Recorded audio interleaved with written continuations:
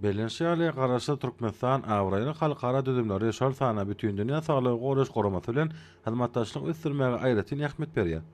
Şeýlede okumat sagatyna ilatyň saglygyny goramak we bu düzümleriň işine härki zamanyň ösen tejribesini hemde täzeçil tehnologiýalary ornaşdyrmak ýurdumyzyň döwlet syýasatynyň ileri tutulýan ugranyň birini öwürlenigi bellenli.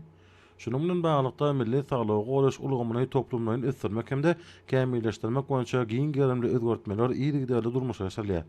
Saglyk döwlet maksatnamasyna laýyklykda keseleriň öňüne almak, olary ýüze çykarmak we bejermek boýunça anyp bolan işler ýokary halkara görkezijlerine we häzirki zaman talaplaryna dogry laýyk gelýär. Ýurdumyzda öňde barajy innowasiýon tehnologiýalar bilen enjamlaşdyrylan, häzirki zaman saglyk öýleri ýürütüleşdirilen hasahanalar hemde arkada medisina klasterlary gurulýar.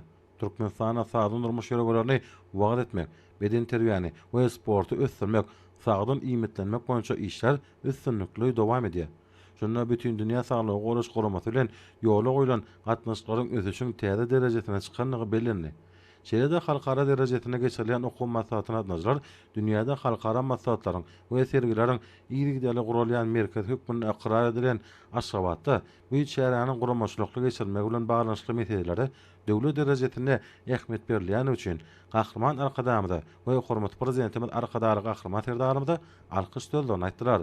Soňky ýyllarda Türkmenistana saglygy goraş ulgamyna halkara hyzmatdaşlygyny içiňleşdirmäge we saglyk ulgamyna härki döwrüň ähli meselelerini çözmäge özara alalaşykly we jewit hereket etmek ugruna tagalalary birleşdirmäge önüktirilen başlangyçlary halkara giňişliginde ikrar edilýär.